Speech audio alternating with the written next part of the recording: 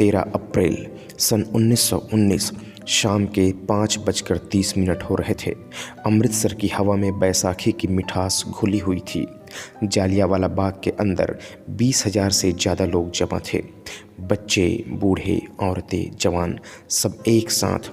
कोई गा रहा था, कोई नारे लगा रहा था, तो कोई बस त्योहार मना रहा था। और फिर अचानक गोलियां बरसने लगी। 10 मिनट, सिर्फ 10 मिनट में सैकड़ों लोग ज़मीन पर गिर चुके थे। खून की नदियाँ बहने लगी थी। लोग चीखते हुए एक छोटी सी गली की तरफ भागे, लेकिन वह पहले ही बंद कर दी गई थी और बाकी ने तो बचने के लिए कुएं में छलांग लगा दिया। इतना भयावह घटना था वह, लेकिन ब्रिटिश इतिहास इसे सिर्फ एक दुखद घटना कहता है। लेकिन आज मैं आपको वो सच बताने जा रहा हूँ जो आज तक किताबों से गायब रहा है।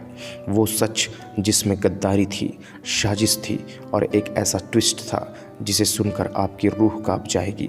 सबसे पहले सवाल यह उठता है कि जनरल डायर ने अचानक गोली चलाने का हुक्म क्यों दिया।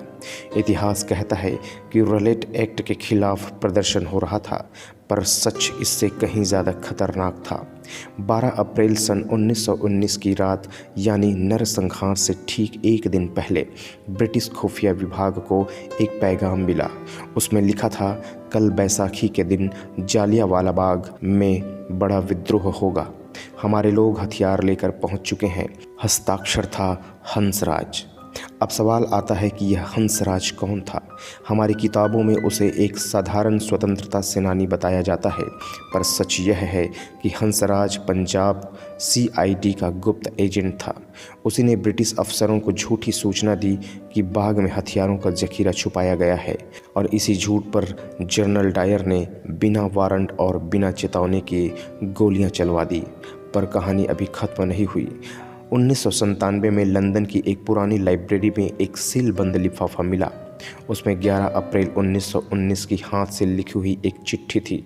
चिट्ठी में लिखा था कि अगर कल जालियांवाला बाग में गोली चलवा दी जाए तो पूरे पंजाब में मार्शल लॉ लागू हो जाएगा और सारा क्रांतिकारी जाल खत्म हो जाएगा। हंसराज तैयार है। हस्ताक्षर थे माइकल ओ डायर, पंजाब के लेफ्टिनेंट गवर्नर। यानी कि यह नरसंहार पहले से प्लान किया गया था। बैसाखी का दिन इसलिए चुना गया क्योंकि उस दिन सबसे ज़्यादा भीड़ इकट्ठी होती है। हंसराज का काम सिर्फ इतना था कि लोगों को उस बाग में ले जाए। अब आता है सबको हैरान कर देने वाला ट्विस्ट। जनरल डायर ने हंटर कमीशन के सामने कसम खाकर कहा कि सिर्फ 10,650 राउंड फायर हुए, लेकिन 2019 में पंजाब यूनिवर्सिटी के एक शोधकर्ता ने बाग की दीवारों और कुएं के आसपास आज भी मौजूद गोली के निशान गिने। कुल निशान 12,000 से भी ज़्यादा थे, और उसमें से आधे निशान 303 राइफल के नहीं बल्कि लुइस मशीन गन के थे। यानी कि डायर ने 2 मशीनें भी लगवाई थी जिनका जिक्र कभी किसी ऑफिशियल कागज में नहीं किया गया। लोग जान बचाने के लिए उस संकरे कुएं में कूदे और आज भी उस कुएं से 120 से ज़्यादा कंकाले निकले हैं। सबसे भयानक बात यह है कि कंकालों के हाथ पीछे रस्सी से बंधे हुए थे, यानी कुछ लोगों को पहले ही पकड़ा गया था, बांधा गया था, फिर गोली मारी गई थी।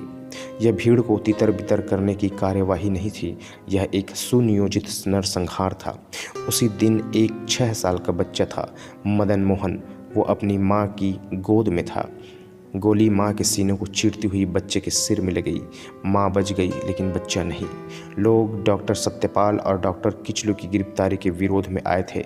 उन्हें पता ही नहीं था कि वह एक जाल में फंस चुके हैं। और अब आता है इस कहानी की सबसे बड़ा रहस्य, उधम सिंह।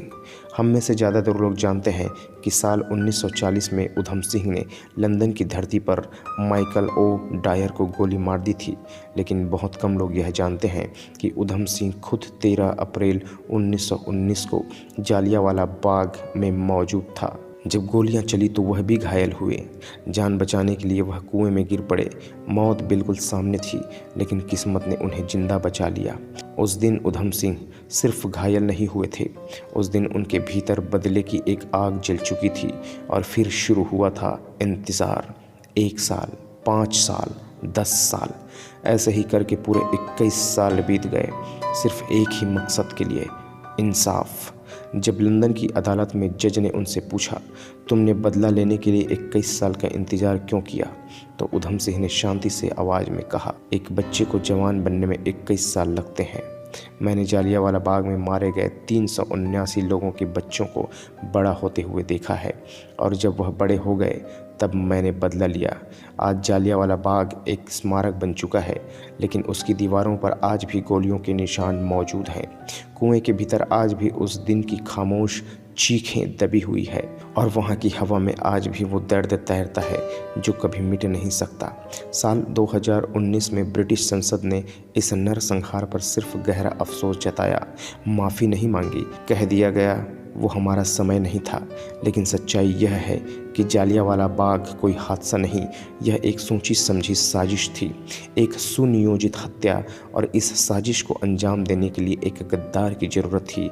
वो गद्दार मिल गया, हंसराज। कहते हैं इतिहास हमेशा विजेताओं द्वारा लिखा जाता है, लेकिन कभी कभी खून से लिखा हुआ इतिहास किताबों में कहीं ज़्यादा जोर बोलता है। जालियांवाला बाग आज भी बोल रहा है, आज भी चीख रहा है। क्या आप उसकी आवाज़ सुन पा रहे हैं? ब्रिटिश रिकॉर्ड कहता है कि बस 379 लोग मारे गए थे, पर भारतीय रिकॉर्ड के मुताबिक मरने वालों की संख्या हज़ारों में थी। लेकिन जो लोग उस कुएं में दफन हो गए, उनकी गिनती आज तक कोई नहीं कर सका। तो आज का यह वीडियो यहीं पर समाप्त होता है। अगर आज की कहानी आपको अच्छी लगी हो तो इसे एक लाइक, कमेंट और शेयर ज़रूर कर दीजिएगा, और इसी तरह की नई नई वीडियोस के लिए मेरे इस चैनल को सब्सक्राइब ज़रूर कीजिएगा।